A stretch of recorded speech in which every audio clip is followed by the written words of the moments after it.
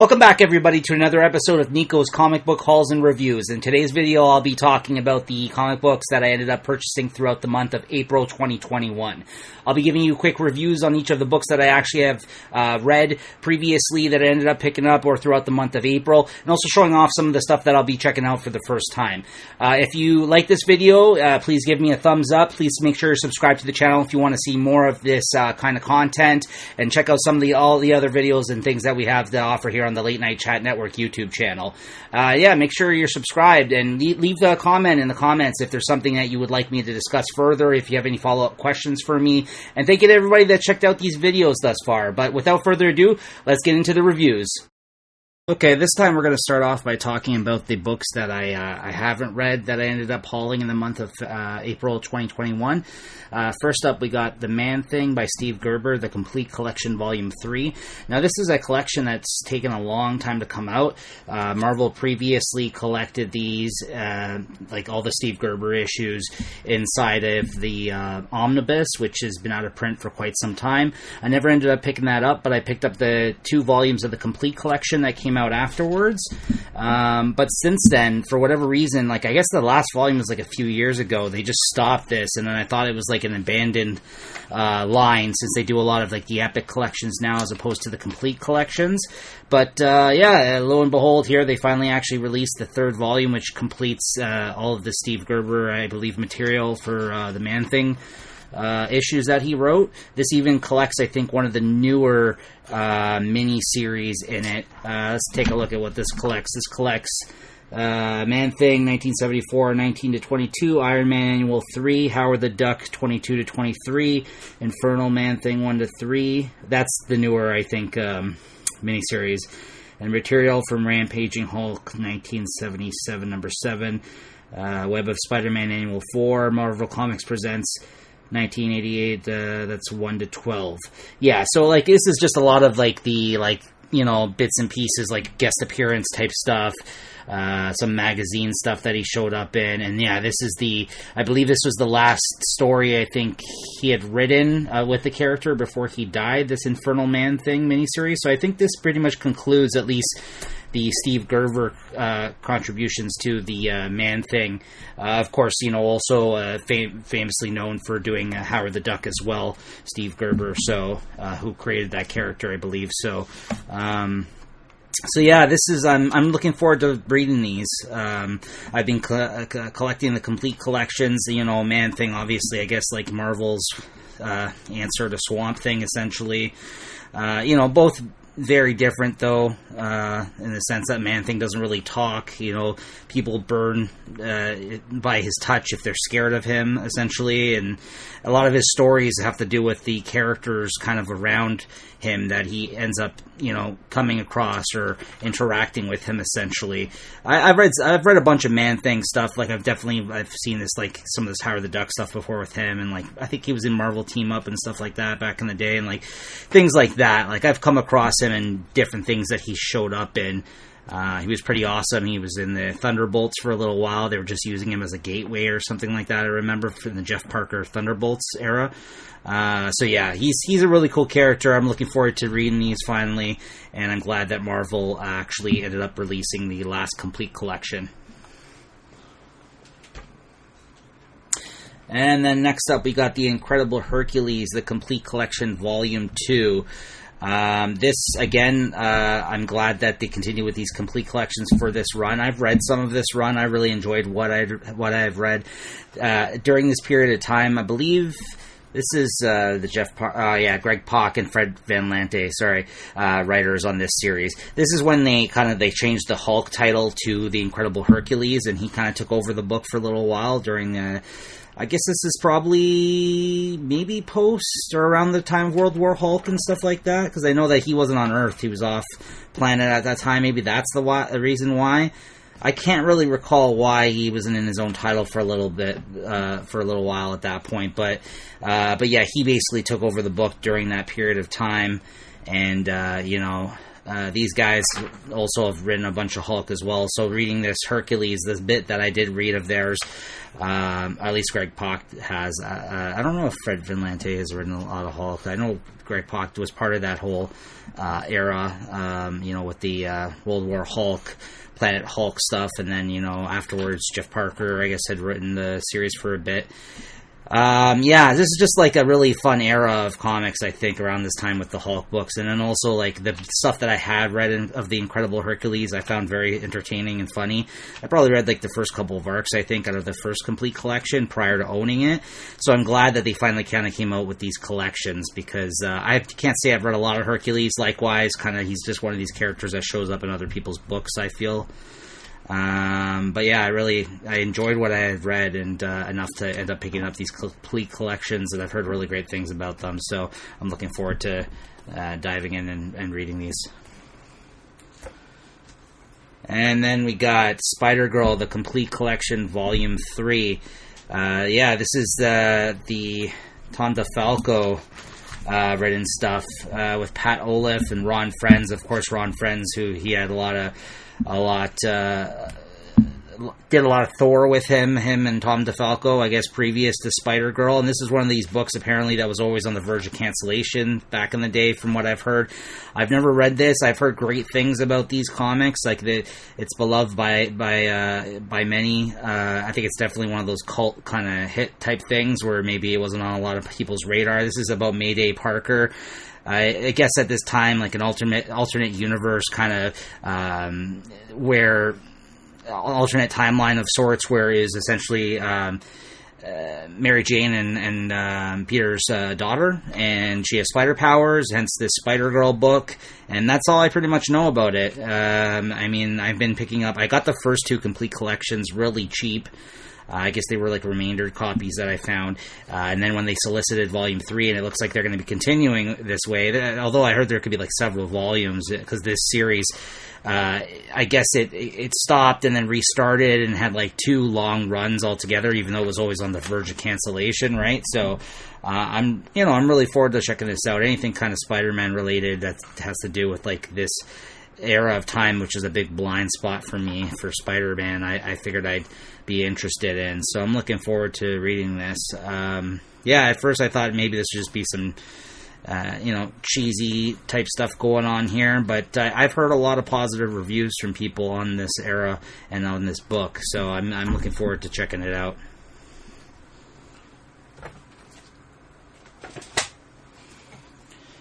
And this is a big whale of mine. This is a book that I've been looking for a long, long time. I was fortunate enough to finally end up grabbing this, and I got it for a decent price, so I'm really happy. And then watch, they are going to announce a reprint soon of this, I'm sure, because, they've been on Marvel's been on a whole tear of reprinting, like, a lot of the older omnibus material that they've had out of print for, 10 years now, so, since the beginning of omnibuses. But yeah, this is Iron Man. This is the David Michelini run with Bob Bleedon and John Romita Jr., early John Romita Jr. On art. This is just, from what I've heard from Iron Man fans, even though I haven't read too much Iron Man, that this is like some of the best Iron Man stuff that you can read. Like, this is a great era of Iron Man. I believe this is the Demon in the Bottle storyline. I think was around this time as well, like with him, coming to terms with being an alcoholic. I know that's, again, been a storyline. I think that's been done probably a few times by now. But, I've just always heard great things about this era, about this run.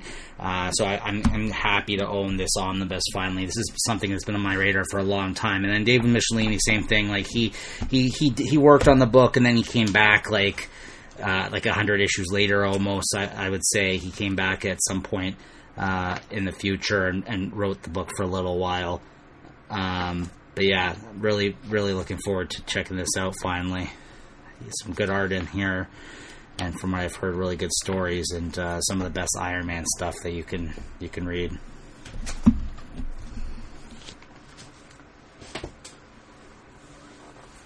And then they reprinted this, Marvel, speaking of them reprinting long out of print omnibuses, this is the Untold Tales of Spider-Man.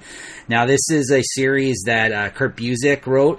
I think this collects issues 16 to 18 of Amazing Fantasy and Untold Tales of Spider-Man 1 to 25, Annual 96 and 97, Strange Encounter material from Amazing Spider-Man Annual 37. So I guess they did some sort of like reprints or reimagining of the Amazing Fantasy Spider-Man stuff. At least that's what it makes it look out to be here. And there's like a wide variety of different kind of old school artists on these issues. Yeah, and yes, a bunch of different types of style artists from what I've been told. And it's Kurt Busiek doing what he does best, kind of like he's able to write like these old school characters and kind of show you why people love these characters. And I mean, Kurt Busiek does a great job of just classic takes on superhero characters. I know, like everyone says, Mark Waid is basically, he's good at doing that too. Like he knows everything about any of the characters in terms of like the DC stuff. And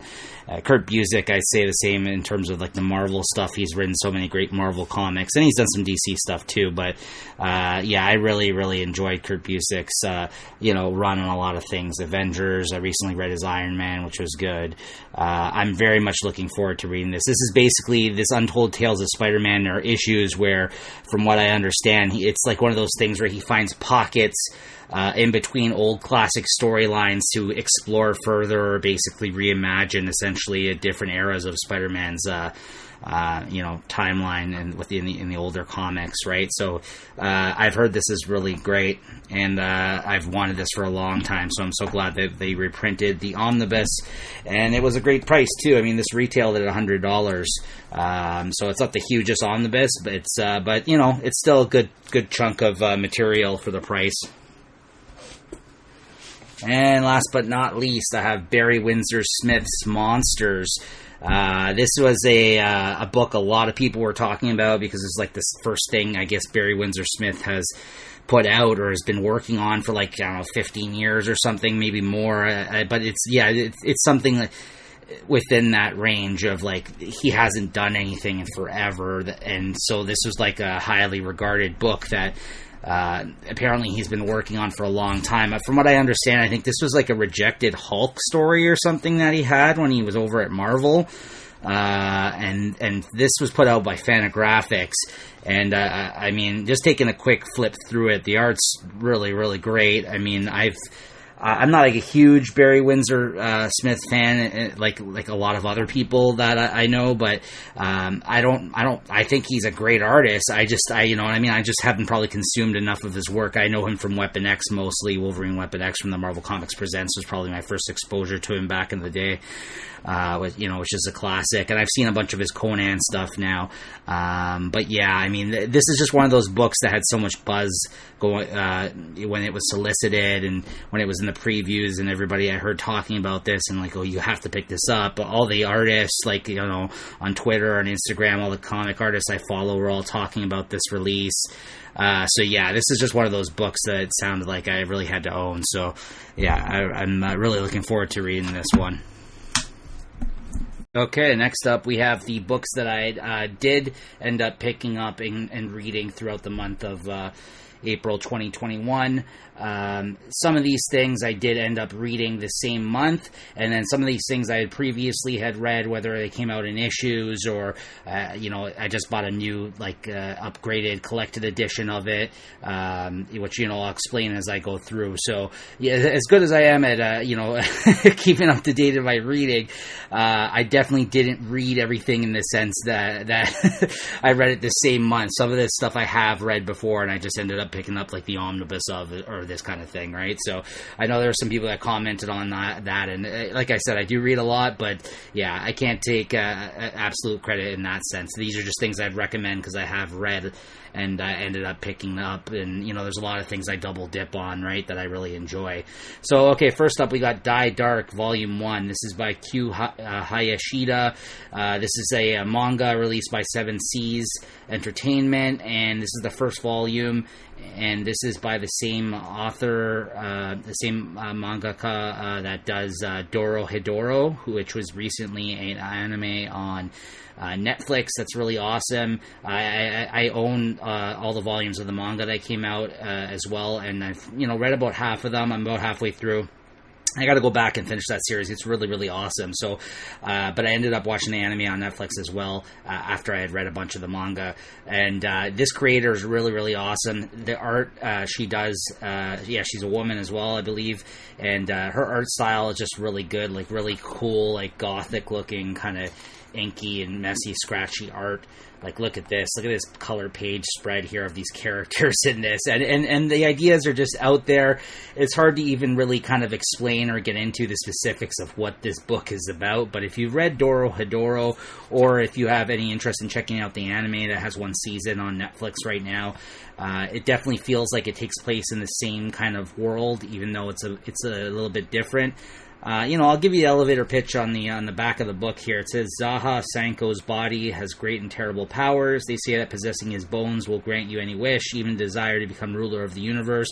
But Sanko is still a teenage dude with his own life, and he isn't about to let every monstrous lowlife in the galaxy rip him limb from limb. And yeah, so they kind of come across this body, and it kind of goes from there. Like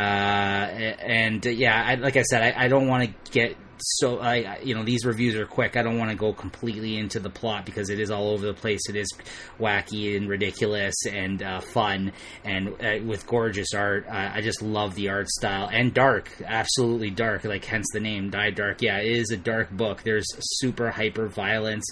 Lots of blood and gore going on, but it's comedic as well. Like, that's got a lot of dark humor to it as well. Like, again, a lot of the traits and stuff that you may have enjoyed or come to know of this artist writer from Dorohedoro is present in this book. So definitely check this out. If you're new to this person's work, this is the first volume, or go back and check out Dorohedoro. But there's like 23 volumes, I think, of that series, I want to say. Yeah, 23. I'm looking at my shelf right now as well while I'm recording this. So, yeah, there's a lot of volumes of that. So, like, this is a new series that's just coming out right now. The second volume, I believe, has been solicited now, so you can kind of get in on the ground floor for this one if you're interested and this looks good to you. It was really great. Alright, and next up we got Chainsaw Man. This is Volume 4.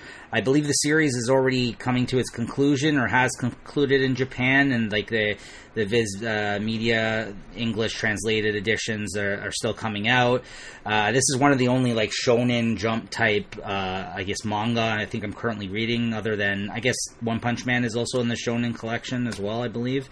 This is a lot of fun. I read this book Fire Punch by this creator, Tetsuki Fujimoto, who writes and draws this as well, previous to this, which was also very dark and weird and fucked up, and that's basically what this is too, but I guess it has definitely more of the, I guess what you would come to expect from like maybe the shonen manga tropes, but again, it's really weird out there, weird comedy, violent people like that are like demons and like demon hunters and stuff. Like, they're in this world, and there's different organizations, and everyone's kind of at odds throughout this volume. Shit's hitting the fan. Like, I kind of feel like I'm losing the thread a little bit in this volume, just because there's like so many different characters now and so much going on, but yet at the same time, like, not a lot going on with our main character that we were following, like the guy who is the Chainsaw Man, essentially, the guy who has the chainsaw. So yeah, it's really out there, but I really enjoy it, and I'm sticking with this. I had a lot of fun with this. This is definitely, I think, a popular title right now, from what I know, so check this out. And then next up, we got Golden Kamui, Volume 21. I find I talk about this every couple of months in these hauls. I don't really have anything much new to say about this, so if you want to hear maybe some more in-depth thoughts of the story, go back and listen maybe to some of the other comic book haul and review videos where I've talked about Golden Kamui before. This is also, I believe, now coming to its conclusion in Japan, so I don't know how many volumes are going to get here, 30 or something. It may be more or just under that, but it definitely feels like they are reaching their way to, they're in the last quarter of their journey, essentially. It feels like in this, there's a lot of characters, there's a lot going on in this. This is a great adventure manga that's got all kinds of different genre type stuff going on. You learn about history, and it's definitely also a food manga where they talk about and show you how to prepare different foods, but it's chock full of history about the Ainu and people, as well as funny, hilarious moments with a wide array of different interesting characters, great art, and it keeps you going, keeps moving the story along. It goes at a quick pace, and it's really a lot of fun. It's probably one of my favorite, if not my favorite, ongoing manga that's coming out right now, Golden Kamui. Definitely check that out. And next up, we got Asadora. Looks like I'm doing all my manga first here for you guys that I read. This is Volume 2 by Naoki Urasawa. I remember on my review of the last volume, I talked about this seemed like a little bit more of a grounded storyline for Naoki Urasawa, and not as fantastical or science fiction-y as some of his other stuff. And, that's, maybe not the case, actually, after all. I know there's some things alluded to about a big monster in the first volume. Whether or not it was real or that stuff was really going on at that time, I was unsure of. But I think with this volume, it definitely seems like there is definitely another kaiju type thing going on, or definitely more of a science fiction-y kind of take on things that's going on here in the storyline. It is still pretty grounded, I would say, at least with the relationship with the girl, with some of the other characters in her world around her interacting with one another. But if you're a Naoki Urasawa fan, there's definitely a lot to love in here that feels like other things he's done previous to this and this work, and I'm really enjoying the hell out of this. I'm a huge Urasawa fan. He's my favorite manga, I think, creator, I would say. This is no surprise. I'm really loving this. But Asadora Volume 2. And then we have Junji Ito, Love Sickness.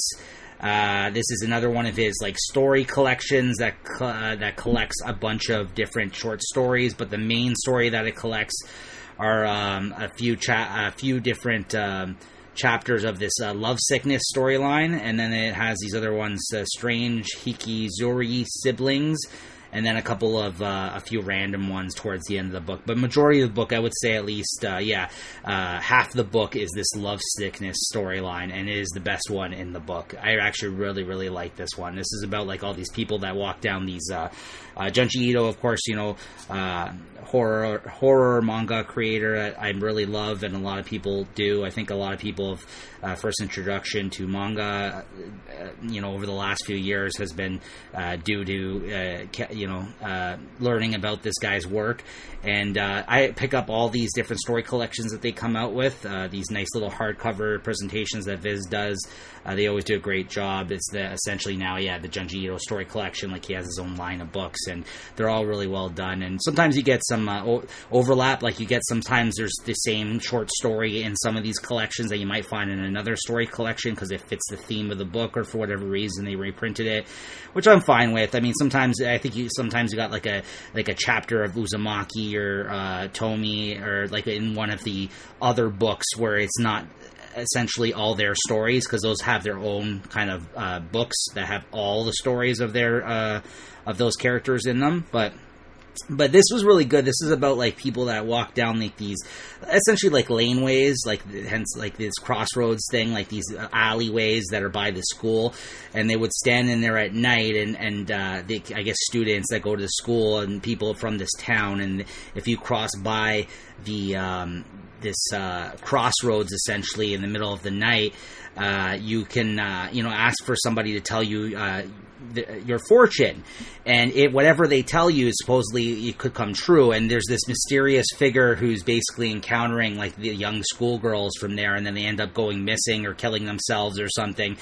And like for instance, he told this girl like you'll never find love, and she basically drove herself insane thinking that this was her future as a result of him telling her fortune, and therefore she ended up killing herself. So it's this kind of stuff, like, and then it kind of goes off from there. You know what I mean? Like, it kind of picks up from there with all the different characters that the main protagonists and stuff that were introduced to at the school that's basically trying to go around and stop this thing from happening because he feels guilt for a reason I won't get into. I don't want to spoil the whole story, but yeah, Junji Ito, always great art, always kind of creepy type of stories that he tells, and to masterful effects. I really always enjoy these short story collections, and the Love Sickness one is yet another great one. So yeah, definitely pick this up. Okay, this is Suicide Squad Bad Blood. This collects the 11 issues that Tom Taylor wrote for the Suicide Squad ongoing, drawn by Bruno Redondo on art, this is the same team that's doing the Nightwing book right now, the Nightwing ongoing, which if you guys haven't checked out yet, definitely check that out. It's fantastic. I think there's about 3 issues that have come out so far, but if you're waiting for the collected edition, I totally understand, but it's really, really great. Anyways, big fan of all things Tom Taylor that I've been reading lately, and this is no exception. This was a lot of fun. This was a good Suicide Squad story where Amanda Waller is no longer their boss. Some new guy basically comes in as their new boss and is calling the shots, and we don't really know where he's come from, or there's something weird going on. Like, no one seems to know like where these orders are being given from. Like, Amanda Waller essentially just gets fired all of a sudden. This new guy comes in and he's tasking the Suicide Squad to meet up with this other group of essentially another Suicide Squad, like another group of super metahumans from another country, and they basically have to team up with them to do these missions. But again, like, no one knows why, like, where these orders are coming from, because the mysterious new boss that they're taking orders from is taking orders from somebody else. And then as the story goes on, like, the mystery kind of you get to see what's this exactly going on with these guys. Like, you learn more and more about this mystery as you go on, and the Suicide Squad he kind of creates this whole new group of international Suicide Squad members, like new characters as far as I know, with new powers to the DC universe that I've never heard of prior to this book. So Tom Taylor did not only introduce a bunch of new characters, but also wrote like the core Suicide Squad members like Deadshot and Harley Quinn, or I guess Harley Quinn nowadays is being a core member of the Suicide Squad, and King Shark I think was in it for a little bit, but it is the Suicide Squad, so members kind of fall off the board as time goes on. So so yeah, definitely check this out. Great art, great storytelling, just a fun little if you like the Suicide Squad, I'm sure you'll enjoy this, but it felt like something a little different than maybe what I've come to expect from a Suicide Squad book.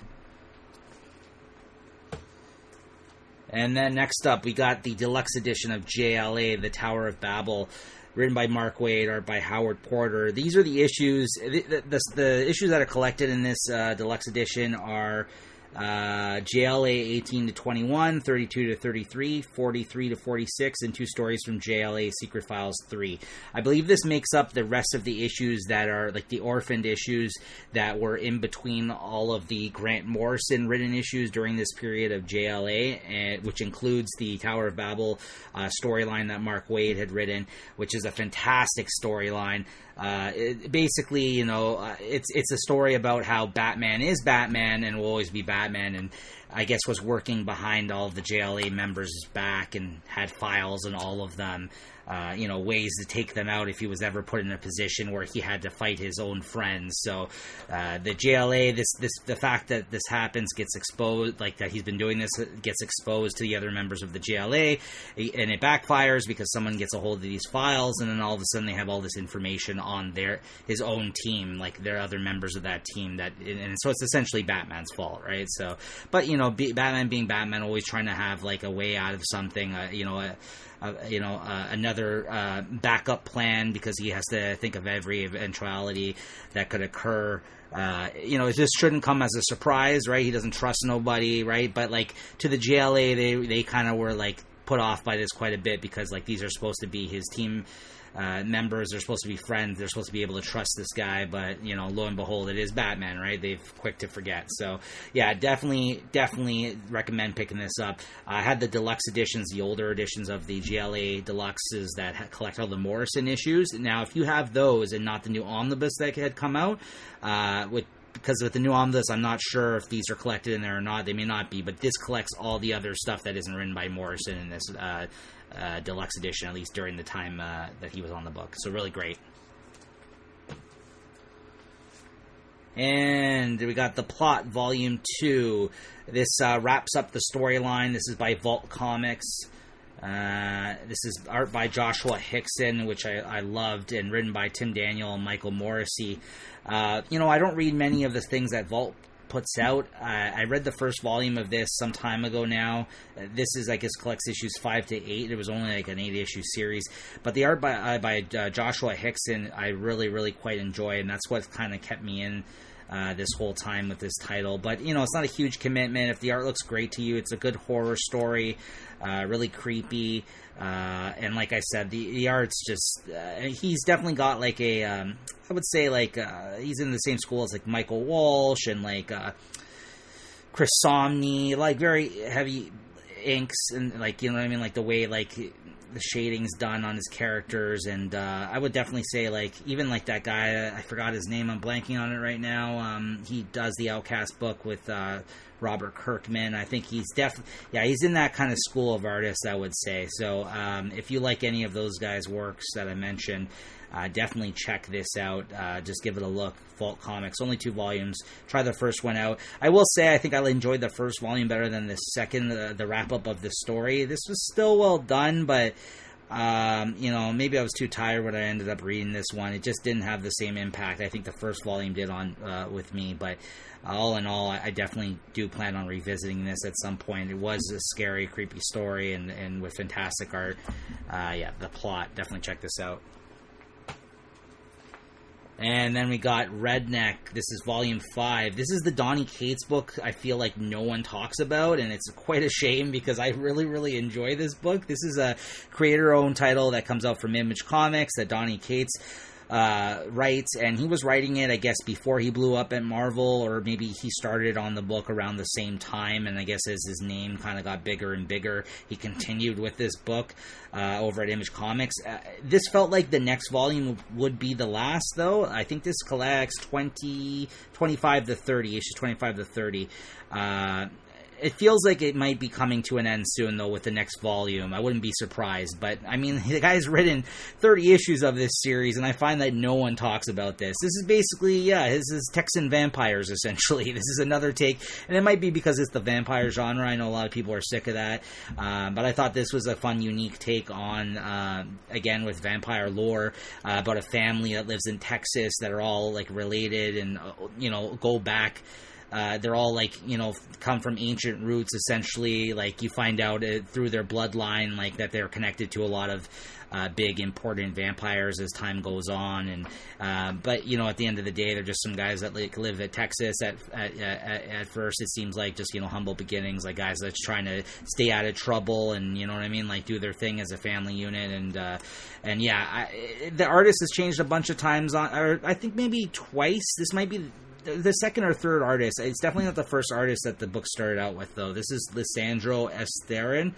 That is the artist. And if I'm wrong on that, please someone let me know, correct me if I'm wrong, but I believe there was another artist that started this book out and now he's taken over. But the art is very loose. Maybe not everybody's cup of tea. It's definitely very loose with the pencils and inks, but I think, it works to great effect to this story, and I enjoy it, and I like this book a lot, and I think it just doesn't get talked about, and it's a shame because I think it's one of his better things that he's written. And again, like, it's because he's written 30 issues of this book. It's great. Redneck. And next up, we got The Boys, Dear Becky. Now, this one didn't come out this month that I ended up picking it up. I actually didn't pick this up initially when it came out a few months ago. I'm still waiting for like a more deluxe edition of the. I was told that they might come back out with like deluxe edition hardcovers, like or omnibuses, Dynamite. But Dynamite's notoriously slow with a lot of their collected edition plans, I find. So I'm like, you know what? With the popularity of the book, I'm sure it'll be coming at some point, and I'm sure this might be included. By that point, but who knows, with a new season of the show coming out again, like if they're to continue now, I think it's been 2 now, right? With it being so popular, he might even do other miniseries, knowing Garth Ennis, who knows. This was a nice revisit into the world of The Boys. I wouldn't say this was up to par with a lot of the other Boys, even the miniseries that he did while the ongoing was going on that I've read. And even though I'm a huge Garth Ennis fan, and I like the show enough, I don't feel this is my favorite creation of his either, but I like The Boys enough to check it out. So I picked this up. It was okay. It wasn't bad, but I mean, you really don't need to have read this. If you've read The Boys main series already and you weren't sure about picking this up, you could skip this, I would say. But, it is him. He's working with, what's his name on this? Russ Braun, who I like when they work together. And, it's definitely in this world. It's basically in the future. He gets a letter, I guess, and that, what's his name, Billy Butcher, had written, and it's getting him to reminisce on his time back then, as well as a bunch of flashbacks about Billy dealing with, like the, prior to him becoming part of this, like, this squad of people that were, out for revenge and taking out superheroes. It was about him and I guess his wife or girlfriend prior to all that shit going down. So yeah, it was really good. It was okay. Sorry. All right, next up, speaking of Tom Taylor, we got 7 Secrets, Volume 1, with art by Danielle Di Nicolo. This is by Boom, and this is a fun book. This is a really fun book. This is basically about, there's 7 secrets. There's there's an organization that basically carries around and is trained from from birth basically to be part of this clan of people that has to hold the world's the 7 secrets essentially that they can never reveal to anybody, like these crazy secrets apparently that they're from back at the dawn of time, essentially.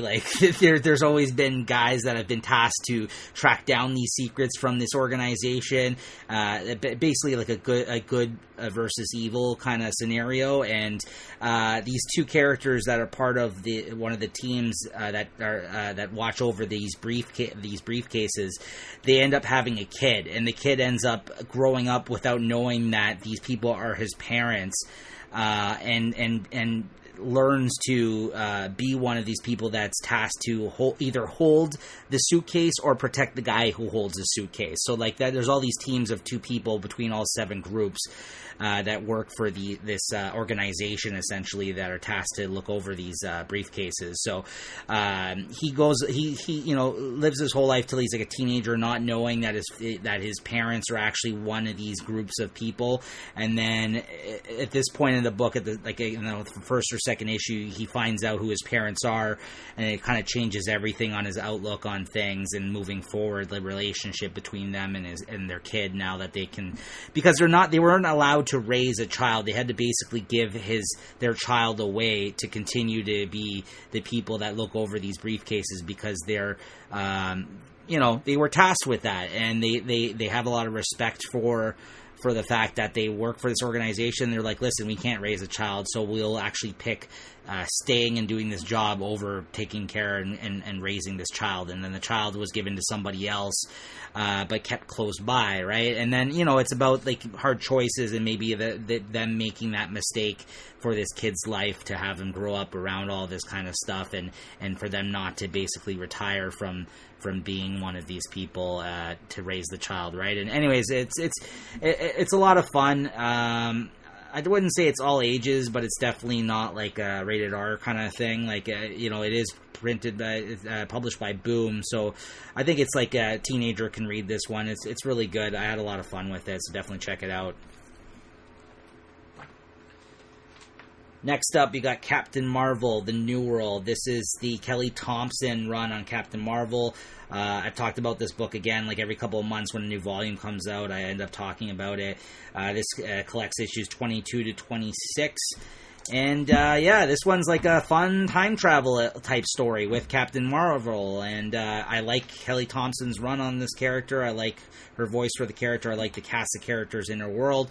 I don't really have too much else to add on other than that. I've talked about this book quite a bit before. I will say Lee Garbett did the art on these issues, and I really like Lee Garbett's art. So, you know, that was really great. So I was happy to have Lee Garbett around for these set of issues. And yeah, it's a time travel story. I love time travel stories as well. So, you know, that's all I'll say about it, because I don't want to spoil any of the crazy hijinks that ensue in this. But if you've been reading this, Kelly Thompson's run on this character thus far, this is another great volume. And I think this is actually coming off the heels of the last one, which was the Empire tie-in volume, if I'm not mistaken, which I didn't love. Yeah, this is volume 5 of the series, and yeah, this is just back to why I love this book, and yeah, it was a hell of a lot of fun. And then, speaking of Kelly Thompson, we also have Black Widow Volume 1, written by Kelly Thompson, art by Elena Casagrande, with Rafael de la Torre on issue 5. This was really great, too. This is about Black Widow basically getting amnesia, forgetting who she is, essentially. Like, something happens to her. I don't want to spoil who basically put her in this scenario, but Black Widow doesn't know who she is, and she starts off, like, a whole life and has a child and gets married, and she's got, like, a whole new life for herself, and she's no longer a spy, and Hawkeye, Clint, and, you know, Winter Soldier there show up, and they're concerned for her, and they try to, you know, make her remember who she is eventually, but they kind of, you know, they had doubts of whether or not they should actually interrupt her life, because it seemed like she was happy for once in this new lifestyle that she was leading, but, you know, essentially they just couldn't figure it out. Was she brainwashed? Like, which villain had, you know, is the one that tampered with her mind, and what's exactly going on there? And, you know, you eventually learn what's happening by the end of this 5-issue arc. I believe this is 1 to 5, yeah. But yeah, it was really great art, lots of action, and again, I just like her voice on a lot of characters. Kelly Thompson, I think she did a great job of, and there's a good Black Widow ongoing as well, so I really enjoyed it, and looking forward to the next volume.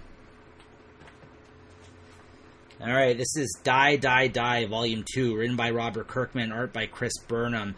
I wasn't so sure if I was going to continue with this book after the first volume, and I still feel that way at the end of the second volume. It's just crazy enough, and weird enough, and wacky enough, and it's got fantastic Chris Burnham art, which I'm a huge fan of, for me to continue with it, though. I'm going to continue with it, but by the end of it, I'm like, this is not nowhere near Robert Kirkman's best book, nor is it like, it's just so all over the place and crazy. I'm not even going to get into the plot, because it's hard for me to even talk about it, because it's so strange. Like, it's all over the place.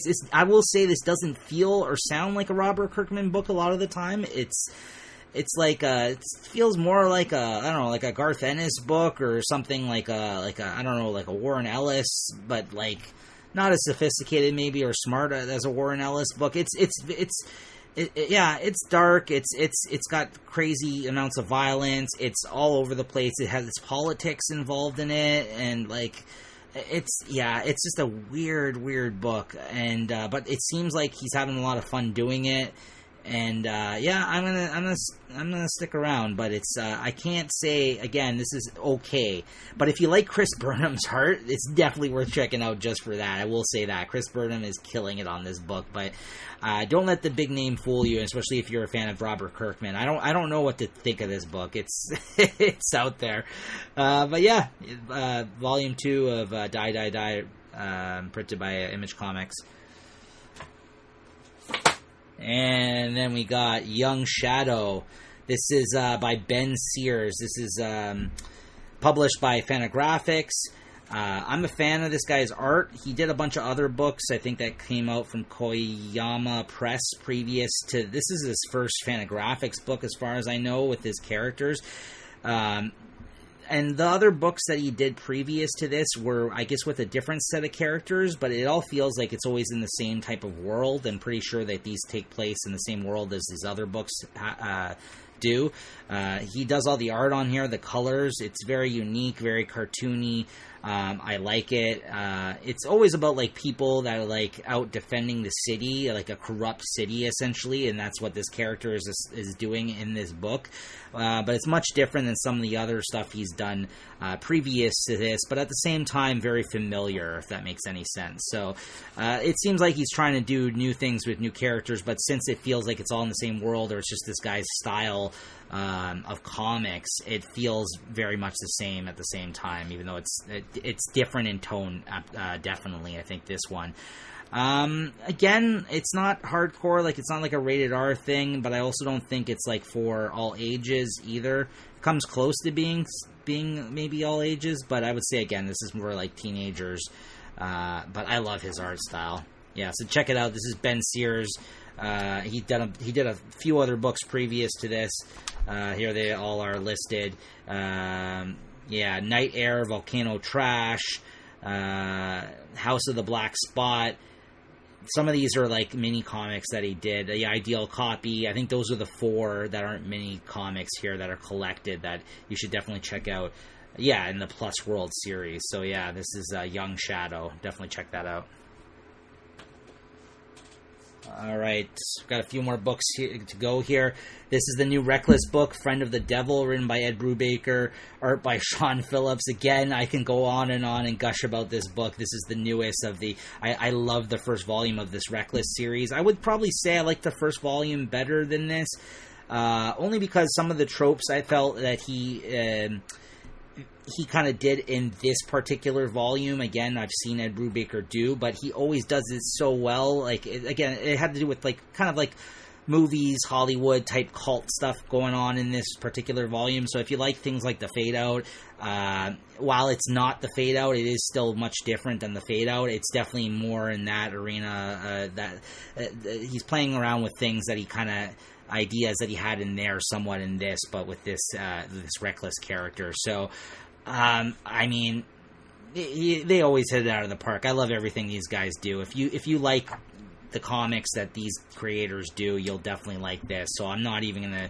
go into it much further than that. This was just absolutely amazing as always, and I'm looking forward to the next volume in the Reckless OGN series. Now, this is a reprint of the deluxe edition of Criminal through Image Comics. This was previously published by Marvel, the old 2 volumes of the deluxe editions, which I did own, but I upgraded to this because the 3rd deluxe edition that came out with his more recent Criminal stuff ever since he signed to Image Comics to release this stuff instead of Marvel's Icon imprint, which I don't even think they do anything over there anymore with that. So, like, the trade dress and the look of the new deluxe edition volume 3 didn't look like the 2 Marvel Icon printed ones, and I love these books so much that, yes, I upgraded to get these versions of it. Now, Volume 2 has been delayed. I think it's actually has come out in a lot of places, but there was a delay, I think, from the publisher to some retailers, so I actually haven't ended up getting Volume 2 as of yet, so I'm still waiting on that one.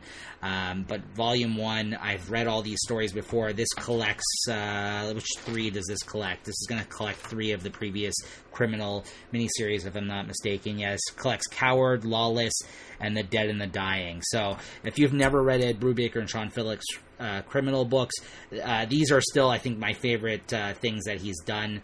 Every story is different, but again, it takes place in the same type of world, cast of characters, cross paths in different stories as you go on, and you immerse yourself in this world. But I think this is what kind of put them on the map for their crime comics, and still probably my favorite thing that these 2 have worked on in a long line of great things that they've worked on. So, again, if you like Ed Brubaker, Sean Phillips, this is the reason why they've made such a name for themselves, is because I think these books, these Criminal books. So if you've yet to check these out, or want these beautiful oversized deluxe editions compared to the paperbacks, definitely check this out. This is deluxe edition volume 1.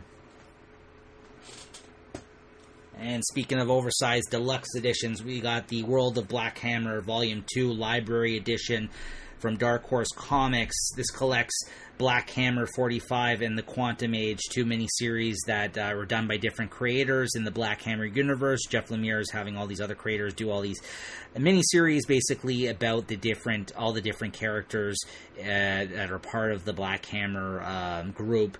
And these ones were done by Matt Kent, who I guess wrote and drew Black Hammer 45. And Jeff Lemire did the Quantum Age. He wrote that and did art by Wilfredo Torres. Ray Fox, I think this also collects the anniversary issue or something like that. Or what was it? It was like an annual. I would have to check, but I think his name's on there because there was an annual issue that I believe he also helped out with in this, if I'm not mistaken, although it's not listed there. There was a Black Hammer special of some sort or an annual, and I believe he had a storyline in there. But yeah, all really great art. This is the Wilfredo Torres stuff here for the Quantum Age miniseries. And Black Hammer, if you guys aren't familiar with it, is basically his DC universe, like homage to a lot of the DC stuff that he really loves, but he's making up his own characters or versions of characters over with Dark Horse Comics, all written and drawn by creators like that he's friends with and that he's worked with in the business with before. So seems like I'm not sure what he did on this. I don't know what it collected. Yeah, it just collects those two. Ray Fox, I guess, wrote the script on Black Hammer 45, and the story was by Jeff and Ray. Okay, the art was just by Matt Kent. My apologies. I thought he wrote and drew it because he usually does both. So there you go. World of Black Hammer. I just I pick up the issues and then I double dip on these library editions. They're beautiful. And last but certainly not least, the Mike Mignola Quarantine Sketchbook. This is an oversized kind of like a library edition hardcover, similar in size to like the library editions that they came out with, the Hellboy library editions, the big black hardcovers that they've come out with. Now this is the Quarantine Sketchbook. These are sketches that I guess he did during the start of the pandemic that he was auctioning off, and I guess the money proceeds I guess went to some charities at that time, as well as the proceeds from the sales of this Quarantine Sketchbook hardcover, I believe, has also gone to it may have gone to a that artist relief fund that's like a charity essentially that takes money for artists that are out of work and stuff like that, if I'm not mistaken. I believe that's what this one went to. I forgot their name at the moment and I apologize for that. Basically all it is scans of there's like 200 and something pages of different still images on each page of like sketches that he did during this period of time. But the fun part about this is if you're a Mike Mignola fan is that he draws a lot of things that you've never seen him draw here before, and and at the start they just have a list of all the single like different things that you each page there's like there's text at the back essentially that tells you the list of everything that he drew in these pages, the index here. So like Mars Attacks, Tin Man, from Wizard of Oz, Aliens, Hellboy, of course, weird things like, werewolves, vampires. Then he drew a bunch of the Flintstones, and then he drew like Sandman, Morbius, Devil Dinosaur, and Moon Boy. So like just a bunch of things you may have never seen Mike Mignola draw, or that he was just drawing for fun. I think he was taking suggestions from Twitter, some of these things. I remember he did some Pokemon and stuff like that, but it didn't make the book. I didn't come across those. But I spent a long time going through each one of these and really enjoying. If you're an artist even, and you like his pencil work or his design, or just even the look of his art, and just want to, if you can find this book and want to purchase it. I think those are all the cereal guys right there, Count Chocula and everybody. I want to purchase it for the proceeds, going to a good cause, then go for it. Here, Barney and Betty Rubble. Like Fred and Wilma. Awesome. So this is the Quarantine Sketchbook. This is a lot of fun looking through these. This is a great pickup. All right, that's going to do it for this one, guys. We'll see you guys next month when I do my haul for the month of May. Once again, thank you for checking this video out. Make sure you hit that like button. Make sure you're subscribed to the channel. Leave a comment in the comment section here on the YouTube video if you have any follow-up questions about anything that I reviewed here today. And thanks for tuning in as always. We'll see you guys next time.